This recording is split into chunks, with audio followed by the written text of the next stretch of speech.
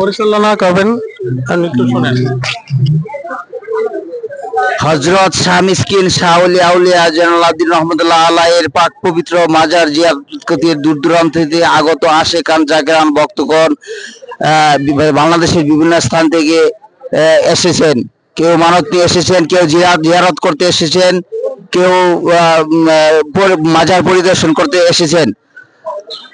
আজকের এই বাৎসরিক উরস মেলা 2026 আসর নামাজের আদায়ের পর এই মিলাদ ও আখির মোনাজাত অনুষ্ঠিত হবে।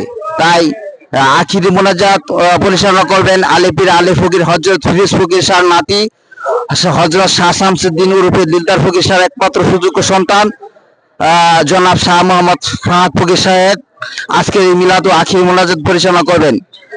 আজকের এই আখির মোনাজাত আপনারা সকলে উপস্থিত হয়ে মিলাদ ও আখির মোনাজাতকে সফল ও সার্থক করে তুলুন। ধন্যবাদ।